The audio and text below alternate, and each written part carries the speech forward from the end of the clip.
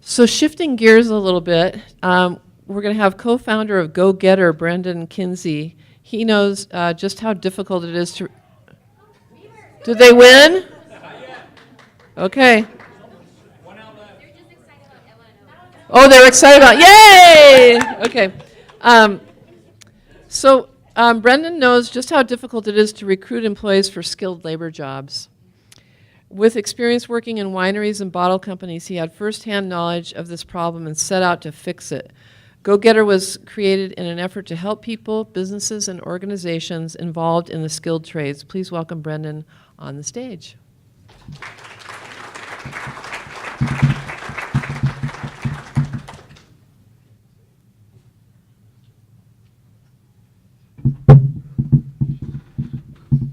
Thank you. It's exciting to be here to present. So my name is Brendan Kinzie, and I'm one of the co-founders of GoGetter.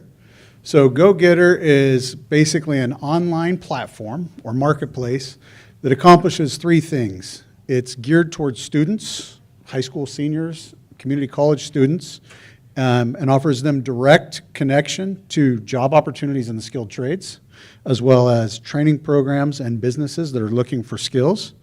It's geared towards current and both active and passive participants in the skilled trades market, and puts them in front of businesses that are directly looking for their skills. So if you think about most job search processes today, there's job postings and resumes. What we're doing is more focused specifically on skill sets that are needed in the industry. And then the third and final thing it does is basically give community organizations, businesses, a direct, that's a nice, yeah, thank you. Gives businesses and training programs direct access to people that have the skills that they need. So as Julie mentioned, this was born out of a problem that I lived with every day, and I'm sure a lot of people in this room have dealt with. If you look at the skilled labor market, over the last 6 years, the hardest jobs to fill, for businesses to fill in the global economy have not been the registered nurses, the engineers, even the web developers. They've actually been the welders, the electricians, machinists, people in the skilled trades that are vital to manufacturing, to construction, been very difficult to find. In fact, demand for these roles has far outstripped supply, and there's quite a few reasons for that. One, we're in a period of pretty amazing economic growth, and what we've seen, currently have 7 million open jobs in the United States. That number is projected to be 10 million by 2020. Of those open jobs, roughly half are in a skilled trade position, so a position that requires more than a high school diploma, but not a college degree. So some form of apprenticeship or certification or training program. The other thing that's happened is, I don't know how many of you have heard of the silver tsunami, but we have a rapidly aging workforce in the skilled trades. So the average skilled trade person in the United States is between 52 and 56 years old, depending on the industry.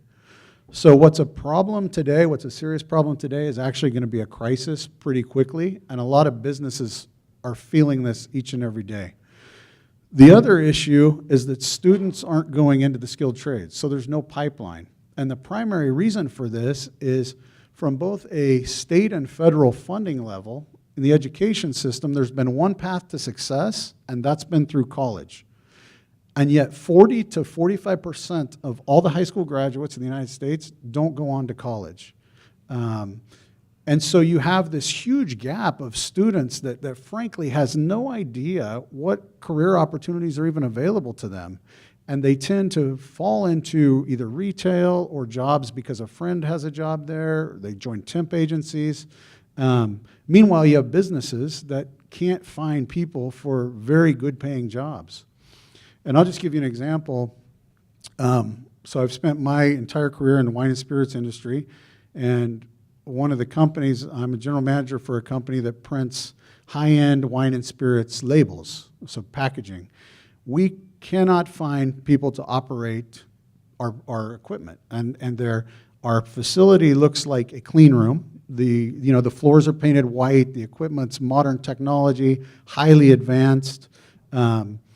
It's a spotless environment. We can't find people for $80,000 a year jobs. And meanwhile, nobody knows that this exists. I talk to students all the time because I'm passionate about this topic as a whole.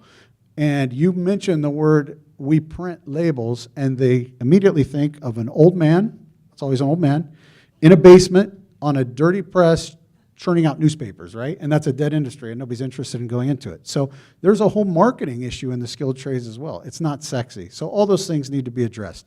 So we created GoGetter to solve these problems.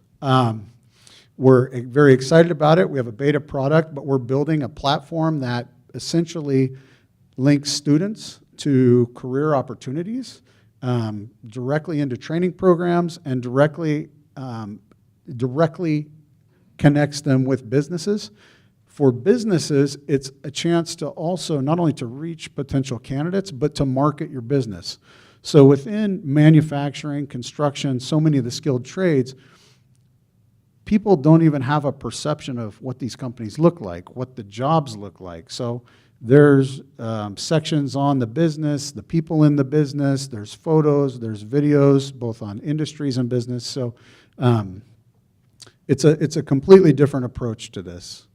In terms of the actual marketplace itself, there are currently 400 million skilled trade jobs in the world, roughly 60 million in the United States. The average person in the skilled trades changes jobs every 3 years. So if you look at just the market that exists today, approximately 20 million people a year are changing jobs. And it costs, on average, between $4,000 and $12,000 to recruit someone, hire someone, onboard someone, and the entire process is cumbersome and broken. So for us, it costs us on average roughly $11,000 to find someone, and it's taking us about 190 days to fill open positions. We actually have equipment that we're not able to run all 3 shifts on as efficiently as we can because we just can't find the people to run it. So it's a major problem.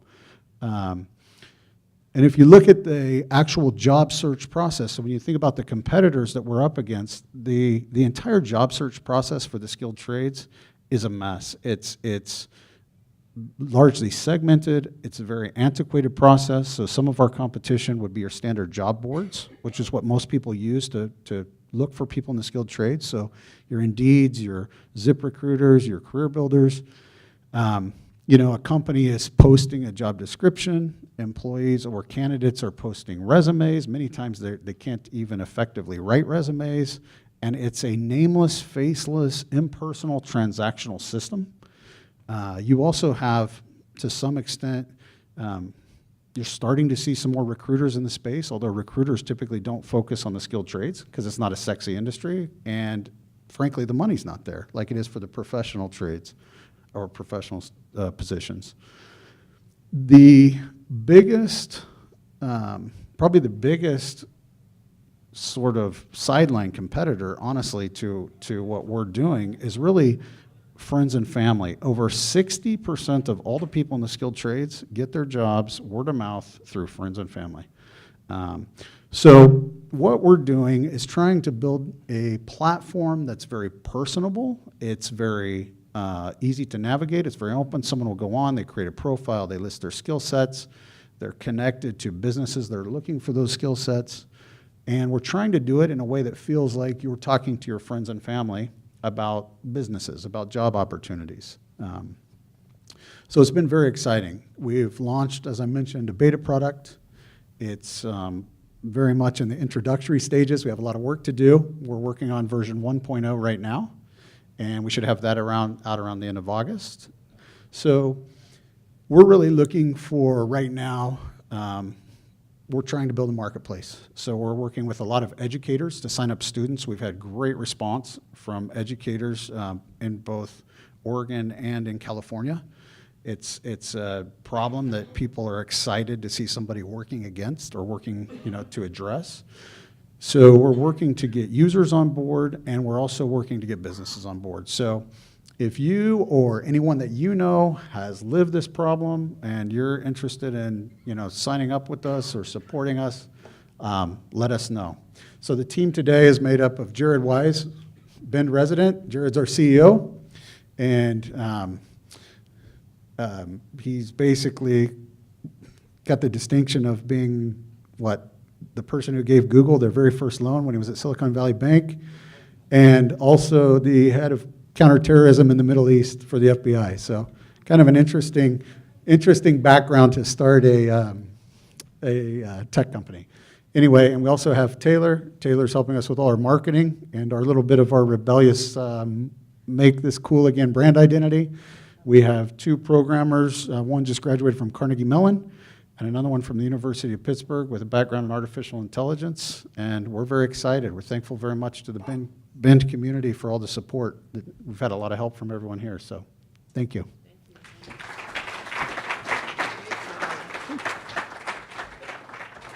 So questions for Brendan? Yes. Can you say that one more time?